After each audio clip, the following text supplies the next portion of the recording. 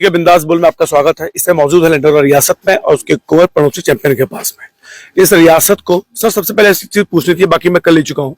इस रियासत को इतिहासकारों ने नेपथ्य में क्यों रखा, बुद्धिजीवियों ने इस पर चर्चा क्यों नहीं करी है, जबकि उत्तराखंड के इतिहास में नहीं पूरे हिंदुस्तान के इतिहास में अगर देखा जाए तो लंदन रियासत का अपना एक बड़ा महत्व है। उसको इतिहासकारों ने दफन क्यों किया, इस पर चर्चा पहले आपसे।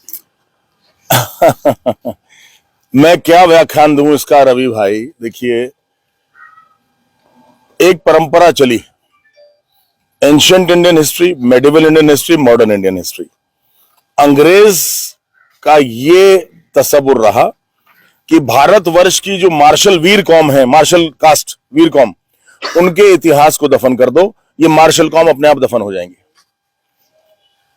उस कुचेष्टा के चलते उन्होंने कुकृत्य किया और बहुत इतिहास हमारा खत्म कर दिया। लंदन की लाइब्रेरीज में बहुत सा इतिहास हमारा दफन है आज की डेट में। एक हिस्टोरियन आए थे, वो रिसर्च कर रहे थे लंढौरा रियासत के ऊपर, मेरे ख्याल सन 87-88 की बात है। उन्होंने बताया लंदन की लाइब्रेरीज में आपका इतिहास भरा पड़ा है। तो ये अंग्रेज कर गए थे, इतिहास गलत लिखवाया, इतिहास को दफन कर दिया। लेकिन फानूस बन के जिसकी हिफाजत हवा करे, वो शमा क्या बुझे जिसे रोशन खुदा करे। इतिहास भले ही वो कोशिश करें दफन करने की, लेकिन हस्ती मिटने वाली नहीं है। सर, आपके रंग महल को देखने से पहले एक सवाल करना चाहूंगा। यहाँ के जो लोकल पत्रकार हैं या इस जिले के जो पत्रकार हैं, उन्होंने जब आपकी छवि को मलिन किया गया तब भी इस लंढौरा रियासत की कभी कोई चर्चा नहीं की है। हमको भी जब आपके करीब आए तब हमें पता चला कि यह लंढौरा रियासत के कुंवर है, नहीं तो अभी तक हम लोग जैसे लोग आपको प्रॉपर्टी डीलर ही समझ रहे थे। तो ये क्या कारण था कि लोकल और जिले के पत्रकारों ने भी इस चर्चा को कभी सामने लेके नहीं आए कि लंढौरा रियासत भी एक रियासत है? देखो, दो चीजें हैं भाई। जब मुंसिफ ही मुजरिम हो जाए तो इंसाफ कहां से मिलेगा? जज ही जब अपराधी हो जाए तो इंसाफ की उम्मीद करनी व्यर्थ है। एक बात का जवाब हो गया पत्रकारों वाली आपका, कि पत्रकारों ने क्यों करा। दूसरी बात कि भाई आपने क्यों नहीं एहसास करवाया। अब मैं खुद अपनी बात कहूं तो अच्छा नहीं लगता ना। देखिए, आपने कई प्रॉपर्टी डीलर बता रहे हैं, भैया कभी मेरी तकरीर सुनी होती? मैं 5 जुबानों में बोलता हूं, इंग्लिश, हिंदी, उर्दू, पंजाबी। आपने कभी सुना? और ऐसे बोलता नहीं हूं, बोलता तो बोलता ही हूं। ड्राफ्टिंग भी देखना मेरी कैसी है, इंटेलेक्चुअल ड्राफ्टिंग है। हर विषय मैंने पढ़ा हुआ, लैंग्वेजेस के अलावा। और काबिलियत जो है विधानसभा में बोलना, उसके बाहर बोलना, लेकिन उसको छुपाया गया। एक कॉन्स्पिरेसी रही है। अब मैं किसका नाम लूं यार? एक बात बताओ, नेगेटिव चीजों में मैं जाना नहीं चाहता। कुंवर प्रणव सिंह का व्यक्तित्व वो है कि किसी के दबाने से दबता नहीं और उभरता है। आइए आप दर्शन करते हैं रंग महल के। सर आइए। देखिए, ये है, ये ढांढरी। अब सर 300 साल का इतिहास बताया गया इसका, तो कैसा महसूस होता है? आप देख रहे रंग महल इसको क्यों कहते हैं? पहले देखिए, जो डाइज लगी हैं पिछले 250 साल से, उधर दिखाइए ना डाइज। डाइज दिखाइए, वो जो डाइज लगी हैं, ये 250 साल से ओरिजिनल है। हमने कुछ नहीं किया इसमें। हर 30 साल बाद पेंट होता है। पहले मेरी पिताजी की शादी में हुआ, 30 साल बाद मेरी शादी हुई, उसमें हुआ। अब मेरी शादी को 28 साल हो गए, 2 साल बाद बेटे की शादी होगी, तब इस पे पेंट कराएंगे। लेकिन इनको नहीं छूते हैं जो कलाकृति बनी है। अच्छा, कलाकृतियां दिखाइए। अच्छा, ये आपने नई चीज बताई है। 250 साल से ये ऐसी है। 250 साल से ज्यों का त्यों है। अंदर पचदरे का भी ऐसे ही पचदरा दिखाएंगे आपको। और ये बाहर महल का रंग महल इसीलिए कहा जाता है। ये डाइस ग्रीक डाइस थी, वेजिटेबल डाइस, जो समय के साथ हल्की नहीं पड़ती, फेड नहीं होती। ये वो डाई है। ये देखिए, इतिहासकारों के साथ हमको बायोलॉजिकल रीजन भी जानने पड़ेंगे कि क्यों इस चीज को वो किया गया। आइए सर।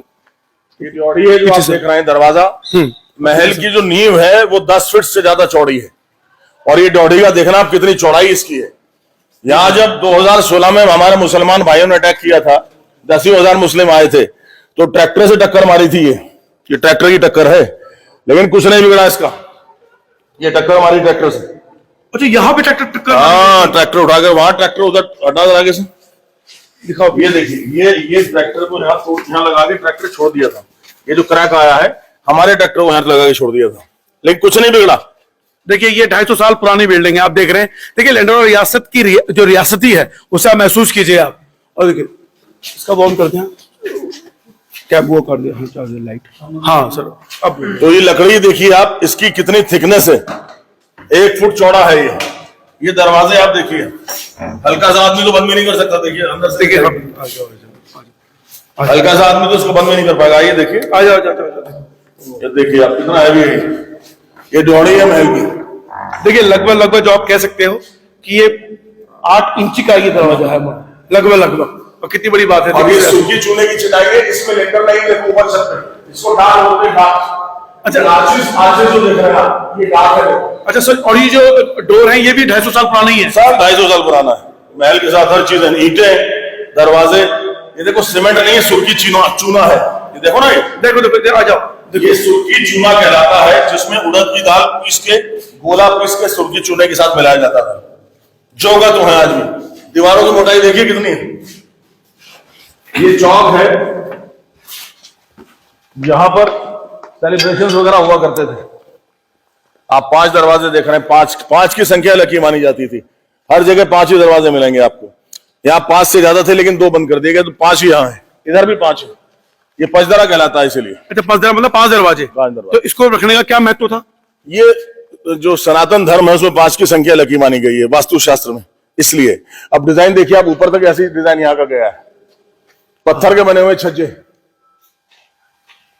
ये उसी टाइम का आर्किटेक्चर है। बाहर जो आपने पचदरा देखा वो मर्दों का था, ये जनाना था। रानी साहब का पचदरा ये है। अच्छा, ये रानी साहब का दरवाजा। ये रानी साहब का पचदरा है। इसमें जब कभी कोई कल्चरल फंक्शन होता था, तीज त्योहार होते थे, तो रानी साहब जो हैं ऊपर झरोकों से बैठकर, रंगीन शीशे जो आप देख रहे हैं, इन झरोकों से बैठ करके रानी साहब फंक्शन देखा करती थी। मेरे दादाजी के साथ रानियां थी। हम गढ़वालो रानी साहबा के हैं, जो गढ़वाल से थी। हिमाचल प्रदेश की रानी साहब से एक बेटी पैदा हुई, मेरी बुआ जी, जिनका रिश्ता महाराज समथर से हुआ, जिनके बेटे रंजीत सिंह जुदेव महाराज समथर यूपी के मंत्री भी रहे, 5-6 बार विधायक भी रहे। रघुनाथ प्रताप सिंह राजा भैया उन्हीं के भांजे लगते हैं राजा भैया हमारे। ये पचदरा है, जनाना पचदरा है। ऊपर तक दिखाइए, जनाना पचदरा। बाहर मर्दाना पचदरा है। छत तक दिखाई, लकड़ी की छत है इसकी। अच्छा, ये अभी भी 30 फुट की छत है, लकड़ी की। अभी उतनी ही मजबूत है ये। हाँ, देखिए आप, मतलब 250 साल से पुरानी जो अभी रंग महल देख रहे हैं आप लोग। और देखिए, इतिहासकारों को सवाल का जवाब तो देना ही होगा कि उन्होंने इस महत्वपूर्ण छवि, राजमाता का पचदरा अंदर चौक दिखाता हूं, अंदर जाके आपको, जो वो रहा करती थी। यहाँ तो रानियों का था, राजमाता का इधर था। जो अभी आपने देखा पचदरा, वो क्या था? वो भी वो जनान रानियों का। अच्छा, ये राजमाता का है। अच्छा, इसमें 3 दरवाजे हैं, इसमें 5 नहीं। अच्छा, 3 होते थे। देखिए रंग, देखिए वही 250 साल पुराने रंग है छज्जे पे ऊपर। देखो ऊपर छज्जे में देखो आप लोग, देखिए 250 साल पुराना रंग है ये आपका। पूरा गोल करके दिखाओ। तो ये नई बात, कल हम घूम रहे थे यार, तभी जानकारी में नहीं था हमारी। अच्छा हो सर, आपको साथ में लेके आ गए हम। गाइड जरूरी होता है ना, बहुत जरूरी है। उनका स्टाफ रहा करता था, राजमाता इधर रहा करती थी। ये कमरे बने हुए हैं सब। हाँ, वो मैंने देख के आया, सब कमरे। कमरे का भी डिजाइन हम देख के आए। हाँ। अच्छा, ये चौक था रानी, ये चौक था। राजमाता साहिब का। जी। देखिए, इसमें 3 दरवाजे हैं। हाँ, 3 है, 5 नहीं है, 3 है। 3 इधर भी 3 है। तो सर, बचपन में जब आप छोटे थे तो कब, उस समय तो ये बहुत अच्छा चमकता रहा होगा। हाँ, क्यों नहीं। अब फिर कोशिश करेंगे चमकाने की। बेटे की शादी होगी, इसमें लगभग 2-3 करोड़ रुपया खर्च होगा, लगाएंगे इसको मेंटेन करने में ही, और फिर जा करके इसका मेंटेनेंस की जाएगी और उसी तरह चमकाया जाएगा जिस तरह से पहले था, वही चीज लाई जाएगी। अच्छा सर, ये मैं देखना था यहाँ पे कि ये जो आपने नालियां बनी उस जमाने में, हाँ। मतलब कितना संतुलित तरीके से बनाया गया। बिल्कुल, जो आपका हाइजीन था, जो ड्रेनेज सिस्टम था, ड्रेनेज और ग्रेडियंट दोनों का ख्याल रखा जाता था। इंजीनियरिंग बहुत एडवांस थी, बहुत एडवांस थी। मैंने बताया ना, मेरे फ्रेंड हैं IPS Shri Alok Sharma ji, DG rank के हो गए अब। वो आए जब यहाँ एसएसपी थे 98-99 में, उन्होंने कहा सिविल इंजीनियर ने कि खड़ा किस तरह से है प्रणव, ना तो सरिये है ना लिंटर है। मैंने कहा आलोक भाई, डाट की चिनाई है और सुर्खी चूने का बना हुआ है, गोले का दाल का पिसा हुआ है। ये कहीं नहीं जाता। लिंटर तो 50 साल में खत्म हो जाता है, इसको 250 साल हो गए। अच्छा, यहाँ पर आपके सेवकों के लिए खाना बनता था? हाँ, खाना वगैरह। अच्छा, कितने सेवक रहे होंगे? कुछ आइडिया? गिनती थोड़ी थी। हाथी खाना अलग, बैल खाना अलग, घुड़साल अलग, और जो उसका क्या बोलते हैं उसको, बैरक्स, सोल्जर्स की बैरक्स अलग थी। हाथी रहते थे, घोड़े रहते थे। अच्छा सर, ये जो पानी के लिए हैंडपंप है, ये उसी समय का है? नहीं, ये बात का है। अच्छा, उसमें पानी चढ़ के ले आया जाता है? हाँ, जब हैंडपंप कहाँ बने थे। ये हैंडपंप कितना टाइम हो गया उसको बने हुए? भी 60 साल हो गए होंगे इसको। अच्छा, इसको भी 60 साल हो चुके हैं? 60 साल के आसपास। अच्छा, तो सर आप लोगों ने कब अपने रुड़की कार्यालय में या देहरादून में शिफ्ट किया और यहाँ पर विधायक बनने के बाद? अच्छा, देखिए 2002 तक, 1966 से 2002 लगा लीजिए कितना समय होता है, 36 साल। 36 साल तक हम यहीं रहे। उसके बाद देहरादून में विधायक बने, वहां गए।